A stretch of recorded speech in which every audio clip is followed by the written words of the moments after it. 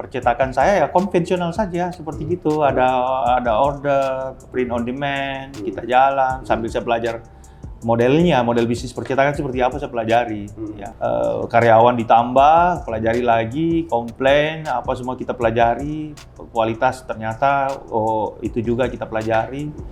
Jadi saya melihat banyak celah-celah. Karakteristik percetakan ini kita, apalagi digital ya, kita harus selalu beli mesin. Beli lagi mesin. Saya bilang, wah ini kalau diikuti ini setengah mati juga ini. Jadi banyak teman masuk, terakhirnya tidak cocok keluar, banyak orang masuk. Tapi karena itu secara akan ketemu juga. Yang memang serius, mau belajar, yang siap berproses, itu akan ketemu. Ya, intinya di proses tadi. Di proses, ada semua orang siap dengan proses. Kadang-kadang orang melihat kita besar, dia mau langsung seperti kita. Itu susah. Berarti dalam hal ini untuk human resource. Untuk human resource kita bisa dapat dari situ. Ya, jadi masalah juga. Ya.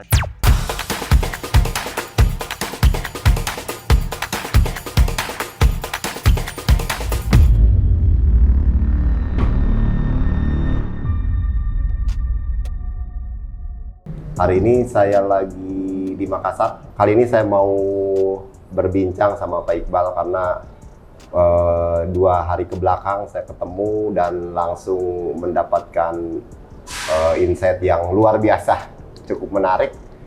Selamat malam Pak. Ya, malam Pak Dana. Sehat Pak? Sip, sehat. Iya Pak. Kemarin itu jujur saya sangat kagum Pak dengan yang Bapak lakukan. Luar biasa, mulai dari bicara ekosistem bisnis, mulai bicara percetakan, mulai bicara kolaborasi, sosial, kerjasama dengan instansi, akademik, waduh banyak hal. Jujur saya menarik kagum Pak. Gitu. Awal mulanya seperti apa sih Pak? Bisa di seperti ya ini kita kan mulai dulu. Saya sebetulnya dulu awalnya punya toko, jadi saya banyak main di online ya. Jadi main di online, saya melihat bahwa ini itu 2010, 2009 saya udah main di online.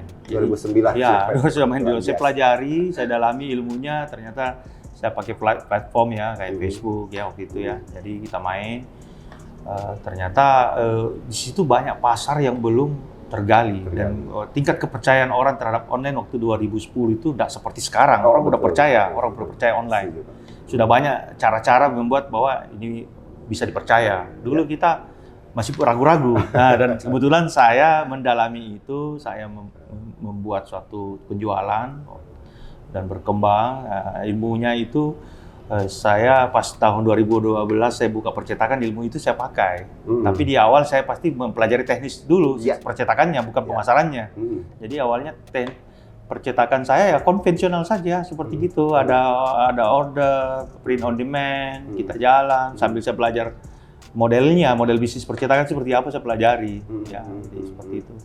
Mengelola karyawannya, ada operator, ternyata ada desainer, terus harus ada kasir, itu aja yang paling sederhana 3 itu aja, kasir, operator, desainer gitu. Jadi kita jalan, pelajari, karyawan ditambah, pelajari lagi, komplain, apa semua kita pelajari, kualitas ternyata itu juga kita pelajari.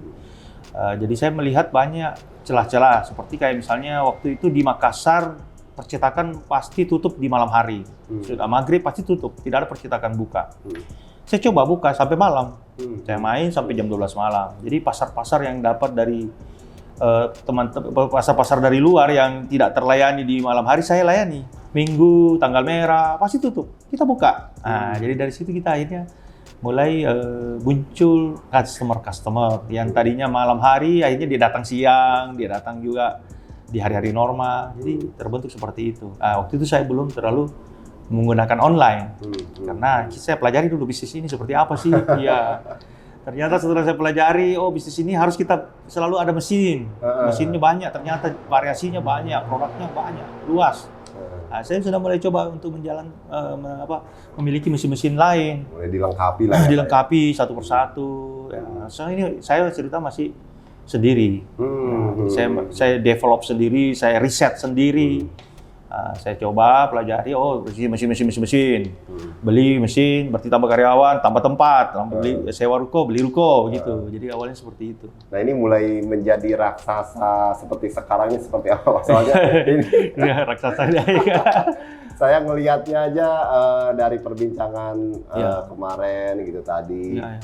Itu luar biasa, Pak. Ya. Karena untuk mengelola sumber daya yang Ya. begitu banyak, mesin yang begitu banyak, pasar yang begitu luas, brand Bapak aja tuh banyak banget. Banyak, gitu. iya. Ada 50 nama. Ini mulainya Jadi itu dari kurang mana, lebih Pak? sekitar 4-5 tahun yang lalu.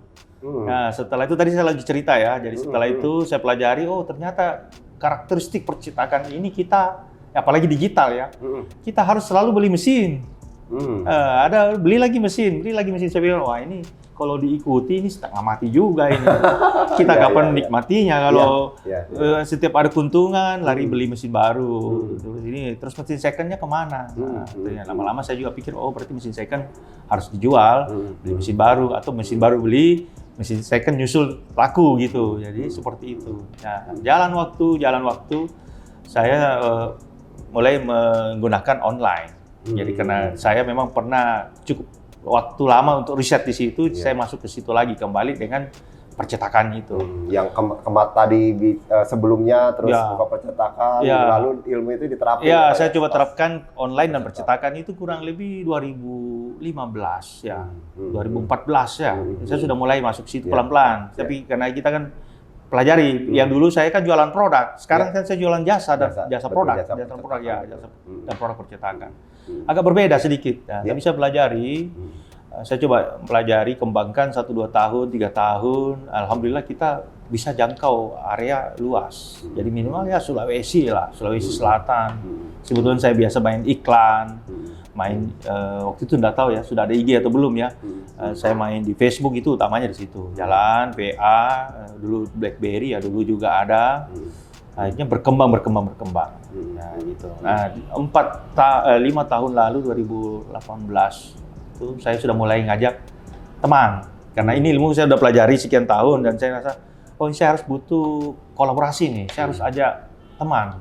Kalau saya mau besar, harus ngajak orang dong. Oh itu dasarnya, Pak. Ya.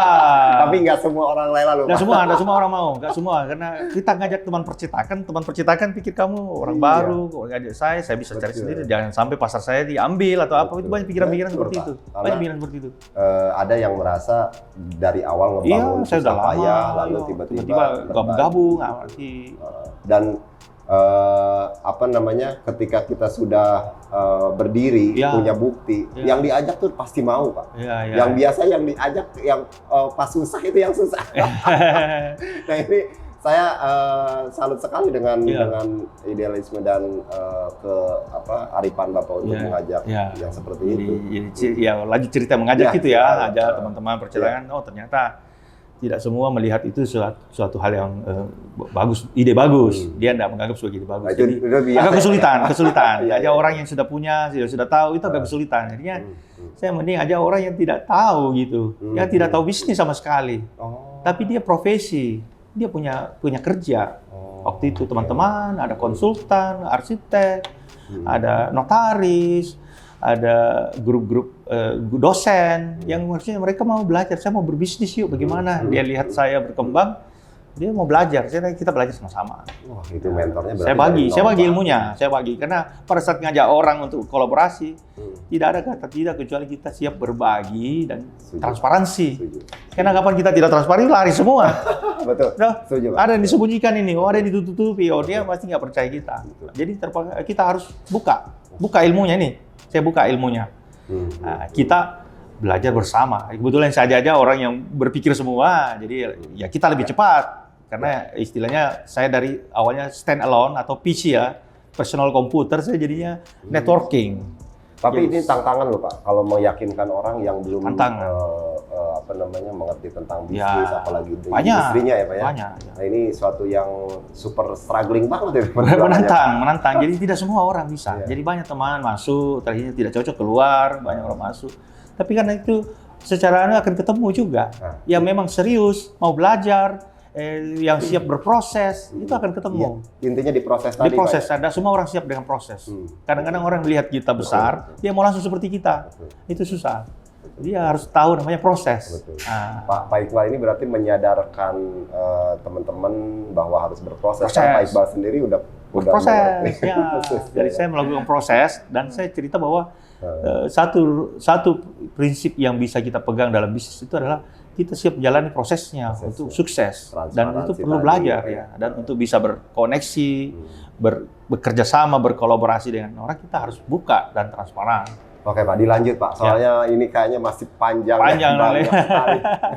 Ya, jadi seperti itu. Jadi akhirnya teman-teman masuk, ada yang dari banyak kalangan, bahkan ada teman, ya kalau saya bilang teman SD saya ada, teman SMP saya, teman SMA, teman, jadinya kita jadi ketemulah teman-teman saya dari dulu. Jadi seperti itu. Akhirnya ramai kita di sini. Nah, mereka awalnya saya siapin tempat, katakan seperti ruko seperti ini, saya siapin meja, saya siapin komputernya, saya siapin bahkan desainernya saya siapin. Jadi dia tinggal mengelola pasar. Dia kan pasti punya konsultan, pasti punya relasi konsultan banyak. Seorang notaris pasti punya banyak teman-teman notaris. Seorang dosen mungkin ada teman-teman dosen, kampus atau mahasiswa. Jadi itu pasar-pasar itu kita gali. Sambil belajar seperti itu. Ya, berkembangnya waktu mereka juga akan coba untuk memiliki mesin-mesin kecil, katakanlah untuk stempel, untuk press baju, untuk cutting. Jadi ke depan mereka belajar. Jadi akhirnya mereka terus berkembang, tidak sekedar menjual tapi juga memiliki alat-alat produksi yang kecil seperti itu. Ya. Saya potong dulu Pak. Jadi teman-teman yang belum tahu, jadi di sini itu jadi ada satu komplek ruko Pak ya? Ya, komplek ruko. Satu komplek ruko yang isinya ya dominan lah. Dominan percetakan. Percetakan yang pengelolanya atau memang diketuai atau di apa nih? Ya, saya sebagai penggagasnya.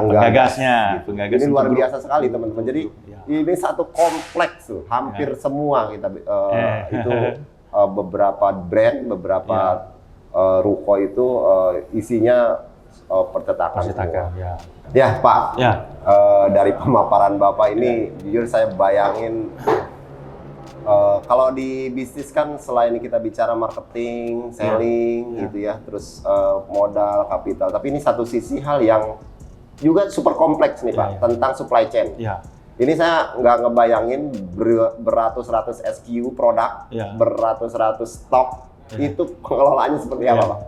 Jadi awalnya kita kan di sini ada kemitraan, jadi banyak mitra yang masing-masing punya sistem sendiri, kasir, ini ada kasir, ada karyawan, ada semua, ada mesin. Kita masing-masing belanja di toko-toko bahan lah. Ya. Tapi setelah saya melihat, wah ini menjadi kadang-kadang menjadi suatu masalah juga, bahan habis, kita butuh cepat, barang tidak ada, belum datang. Nah, jadi kita putuskan bahwa kita bikin satu divisi stokis lah, atau supply chain atau stokis lah. Jadi ada dari mitra kita yang memang mengelola stok. Saya buatkan sistemnya. Kebetulan di divisi saya juga ada divisi IT yang bikin software. Jadi kita semua ini sudah pakai software, SPK online namanya. Kita bikin juga software untuk stokis. Ya, jadi sementara lagi dibuat ini. Jadi nanti stokis itu yang menyiapkan seluruh kebutuhan bahan untuk mitra-mitra saya di sini, yang kita itu sekitar ada 50-40 mitra lah, yang kecil sampai yang besar. Nah, jadi itu mitra-mitra itu artinya nama toko-toko toko A, toko B sampai 50 lah. Nah itu mereka juga ada yang punya alat produksi. Nah, katakanlah untuk stempel, ya nanti kita beli stempelnya di stokis kita. Stokis kita jual pin, jual mug, misalnya tumbler, jual baju, kaos, jual untuk bahan-bahan fleksi, bahan stiker, tinta, semua akrilik yang memang disiapin. Artinya bukan cuma untuk kebutuhan consumable mesin ya Pak ya. Jadi bahan mentah sampai bahan setengah jadi atau bahan jadinya memang disediain di supply chain. Itu tanggung jawabnya. Itu luar biasa Pak. Saya ngebayanginnya aja udah nggak bisa ngebayangin. Soalnya begini, ya kami sebagai distributor gitu ya. SKU itu sangat banyak gitu. Apalagi kalau bicara tadi produk-produk percetakan kayak tumbler itu mungkin beberapa tipe, kaos itu beberapa ukuran, akrilik, dan lain sebagainya. Ini menarik sih Pak, menarik. Betul. Karena itu itu menarik dan wawasan menjadi karena itu harus dikelola. Kelola khusus ya Pak. Dikelola khusus. Jadi dengan adanya supply chain ini, kita ini tidak perlu lagi space yang banyak untuk stok bahan, karena itu ambil tempat di kita punya tempat usaha. Dia ambil space. Space itu dipindahkan di supply chain, di stokis. Manajemennya juga. Ya, ada manajemennya sendiri. Kita tidak perlu lagi pikir tentang tinta. Jadi lebih fokus artinya, Pak. Ya, jadi kita bisa beli ngecer, beli satu galon, 1 mug misalnya, atau 10 mug atau begini. Luar biasa. Jadi supply chain kita kasih masukan untuk menyiapkan sebuah kebutuhan kita yang paling lancar. Mungkin yang tidak lancar, ya mungkin kita bisa beli di luar. Jadi mungkin ada belanja di luar tapi tidak banyak. Yang banyak adalah belanja, bahkan termasuk ATK-nya kalau perlu disiapin sama supply chain itu. Jadi kita fokus terhadap pelayanan customer. Tidak ada bilang, aduh tidak ada bahan, tidak ada ini. Kita semua sudah ada. Ya, dan di area mesin, area pabrik yang saya bahasakan itu sebagai pabrik atau mesin, itu tidak banyak bahan-bahan stok di situ. Karena kita kalau butuh kita tinggal ambil di gudangnya. Di daerah ini, di kompleks ini juga. Gudang kecil. Ya, begitu. Nah, ini luar biasa sih, Pak. Karena sebetulnya bisnis itu ya namanya supply itu fundamental sekali, gitu. Karena kalau kita bicara marketingnya di push, tentu ada selling dan itu terkait, Pak. Sangat terkait dengan supply chain. Ketika bicaranya supply chain itu mandek, ini marketing juga bisa diomelin, Pak. Customer bisa lari. Selling juga terjadi gitu, karena kendala supply chain tadi, barang kosong dan lain sebagainya. Ini menurut saya kelebihan bisnis Bapak udah dipikir matang-matang sampai ke arah sana, luar biasa sih, Pak. Ini hebat, Pak, menurut saya, Pak. Ya, dan stok daripada stokis itu bisa kita lihat secara online di semua mitra. Kan kita terkoneksi semua secara intranet di sini. Kita bisa lihat, oh stok dia kurang. Kita bisa kasih saran tuh mereka siapin stok. Jadi kita terbuka sama kita tidak melihat harga beli dia, tapi kita bisa lihat jumlah stok dia dan kita bisa langsung menghubungi adminnya untuk jaga-jaga stok yang itu. Dengan bantuan software yang Bapak kembangin tadi. Yang nanti yang tadi pas kita bicara di belakang sebelumnya, itu juga mau dijadiin produk juga lah, kira-kira begitu ya, Pak, ya? Kedepannya seperti itu. Nah, itu itu juga luar biasa menarik. Jadi artinya kita bisa lihat, kita bisa sarankan untuk penambahan atau mungkin item baru, kita bisa lihat di situ di supply chain itu. Ini satu lagi sih, Pak. Ini nggak kalah menarik, Pak. Kalau kita bicara mesin, consumable, tadi supply chain, itu tokonya ada, Pak. Tapi bicara human resources, bicara pengelolaan karyawan, bicara, dan ini terkait skill, Pak. Terkait keahlian yang saya kira ada beberapa hal kalau di percetakan itu spesial. Betul. Seperti apa, Pak? Jadi kita dibuatkan program D1, ada kerjasama dengan Departemen Perindustrian dari Jakarta. Dia kan punya sekolah-sekolah kayak di Makassar sini ada ATIM, Akademi Teknik Industri Makassar. Itu pemerintah. Kita kerjasama dibikinkanlah program vokasi. Program vokasi itu adalah setingkat di atas magang. Jadi dia bukan sekedar magang, selesai sudah itu mereka cari kerja. Nah, kalau tidak kita ini kayak ikatan dinas. Jadi kita dibikinkan satu program di mana nanti siswanya itu D1 itu akan kita sekolahkan di situ, diajar oleh sesuai yang terkait, ilmuwan terkait. Nanti dari situ lulusannya kita wajib terima kerja. Jadi seperti tailor made lah, tukang wajib terima. Jadi MOU-nya kita harus terima 1 tahun kerja. Jadi 1 tahun sekolah dapat sampai ijazah. Sampai dapat ijazah, sampai wisuda, itu gratis. Kita bisa buka lowongan untuk calon mahasiswa. Kita panggil dari daerah, nanti masuk situ, nanti disiapin. Kita minta request, saya butuh 30 orang atau 60 orang, saya butuh desainer 30, operator 30. Operator apa? Saya minta yang ini nih. Nanti disiapin. Guru-gurunya kita bisa tunjuk. Ambil dari situ, ada sekolah itu, ada kampus itu, ada guru ini. Nanti dia digaji oleh itu, ada anggarannya, dianggarkan, akhirnya nanti kita ada istilahnya apa namanya itu kayak berembuk tentang apa materinya nanti, sudah kita dilibatkan juga, sudah itu nanti tinggal kapan mulai perkuliahan. Berarti dalam hal ini untuk human resources. Untuk human resources kita bisa dapat dari situ. Ya, nggak jadi masalah juga. ya selesai, akhirnya dia selesai, dia kerja di kita. Sesuai pembicaraan itu tadi ada MOU kerja di kita. Setelah itu juga kita bisa persiapkan dia ke depannya untuk punya bisnis. Karena memang di tempat saya ini adalah arah-arahnya karyawan ke bisnis. Ini kita ini tadi teman-teman saya dan karyawan ini sekumpulan UMKM percetakan. Ya, di sini kayak semacam sekolah. Yang membuat saya selalu semangat itu adalah saya merasa apa yang saya lakukan ini adalah hal yang baik. Itu adalah energi positif bagi saya untuk selalu membagi yang baik. Dengan selalu membagi yang baik dan kita melihat hasilnya positif juga, semangat itu tidak akan ada habis-habisnya, Pak. Bukan sekedar keuntungan yang kita dapatkan saja, tapi berkembangnya dia akan membuat kita semua berkembang bersama-sama. Jadi misalnya dia dapat proyek nih dari suatu perusahaan atau tender lah, butuh 1 M.